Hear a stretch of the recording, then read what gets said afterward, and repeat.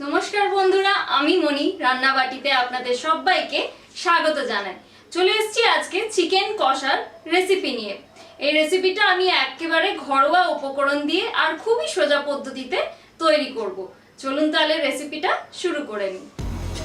এই রান্নাটা কিন্তু খুবই কম সময়ে আর খুবই সহজভাবে করে নেওয়া যায়। প্রথমেই আমি নিয়ে নিচ্ছি চিকেন, আর এখানে আমি উইথ বোন চিকেন ব্যবহার করেছি। তার সাথে আমাদের লাগবে পেঁয়াজ কুচো। এখানে আমি পেঁয়াজটাকে খুব ভালো করে ফাইনলি চপ করে নিয়েছি। লাগছে আদা রসুন বাটা, সর্ষের তেল।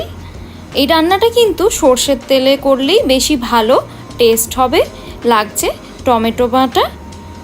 আমি এখানে একটা মাঝারি সাইজের টমেটোর পেস্ট নিয়েছি। লাগছে টক দই, পরিমাণ মতো নুন, আর গার্নিশিংয়ের জন্য লাগবে কিছু ধনেপাতা। তার সাথে আমাদের লাগবে ধনে গুঁড়ো, লাগছে জিরে গুঁড়ো, লাগছে হলুদ গুঁড়ো, লাল লঙ্কার গুঁড়ো, আর নিয়েছি দুটো এরকম ছোট সাইজের আলুটা আমি ভালো মতো আগেই সেদ্ধ করে নিয়েছি, আর আমি খোসা সহ সেদ্ধ করেছি। রান্না করবার সময় আমি খোসা ছাড়িয়ে নেব। লাগছে এলাচ, দারচিনি, আর তার সাথে লাগছে লবঙ্গ। এবার মাংসটাকে ম্যারিনেট করে নেব। ম্যারিনেশনের জন্য প্রথমেই দিয়ে নিলাম নুন, দিলাম আদা রসুন বাটা, নুন আর আদা রসুন বাটা দেবার পর দেব টক দই, দেব সামান্য একটু সর্ষের তেল।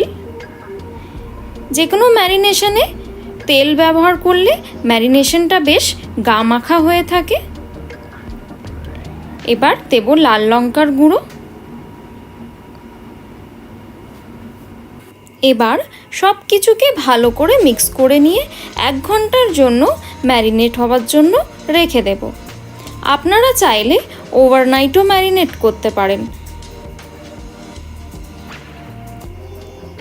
এবার 1 ঘন্টা পর মাংস যখন ভালো মতো ম্যারিনেট হয়ে গেছে, তখন কড়াতে দিয়ে দেব সর্ষের তেল। আর সর্ষের তেল দেবার পর সেই সেদ্ধ করে নেওয়া আলুর দুটোকে আমি আধখানা করে কেটে নিয়েছি, আর তারপরে আমি এই আলুগুলোকে এক এক করে এই তেলে দিয়ে ভালো মতো ভেজে তুলে নেব।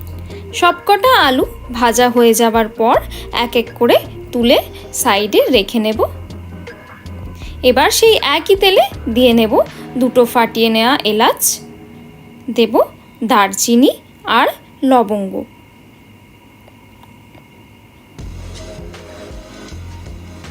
সবকটা মশলার থেকে যখন একটা ভালো মতো গন্ধ বেরোবে, তখন এর মধ্যে দিয়ে নেব সেই কুচিয়ে নেওয়া পেঁয়াজটা।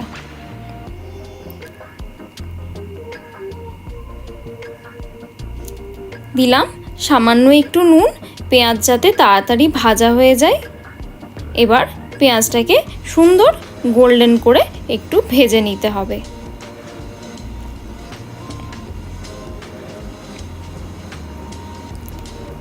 পেঁয়াজ যখন এরকম ভাজা ভাজা হয়ে এসছে, তখন এর মধ্যে দিয়ে দেব আদা রসুনের পেস্ট।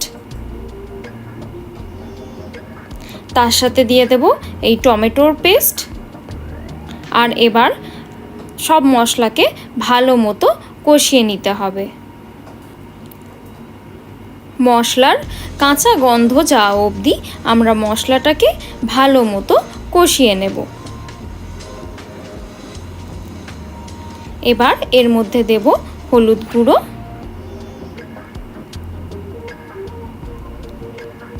এবার দিচ্ছি জিরে গুঁড়ো, দিলাম ধনে গুঁড়ো,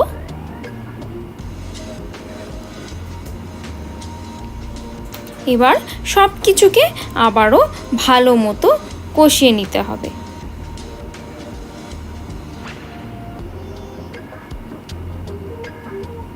আর লঙ্কা গুঁড়োটা যেহেতু আমি আগেই চিকেনের ম্যারিনেশনে দিয়ে নিয়েছি, তাই জন্য আমি এখানে আর কোনোভাবে লঙ্কা গুঁড়ো ব্যবহার করলাম না। এবার সেই ম্যারিনেট করে নেওয়া চিকেনটা এর মধ্যে দিয়ে দিলাম। চিকেনটা দেবার পর হাই হিটে প্রথমে কয়েক মিনিট নাড়াচাড়া করে নিতে হবে।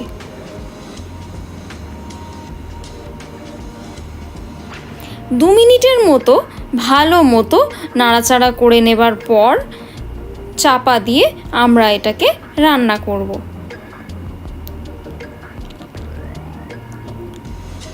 চিকেন আর মশলা যখন ভালো মতো মিক্স হয়ে গেছে তখন চাপা দিয়ে এটাকে আমরা 10 মিনিটের জন্য রান্না করব। আর অতি অবশ্যই মাঝে মাঝে চাপা খুলে এটাকে ভালো মতো নাড়াচাড়া করে নিতে হবে।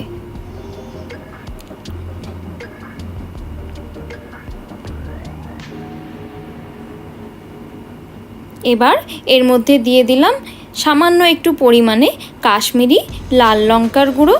কাশ্মীরি লঙ্কার গুঁড়োটা আমি এখানে রঙের জন্য দিয়েছি।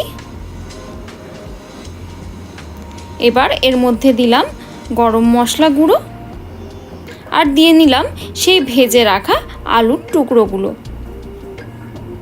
এবার আবারও সব কিছুকে ভালো করে মিক্স করে নেব।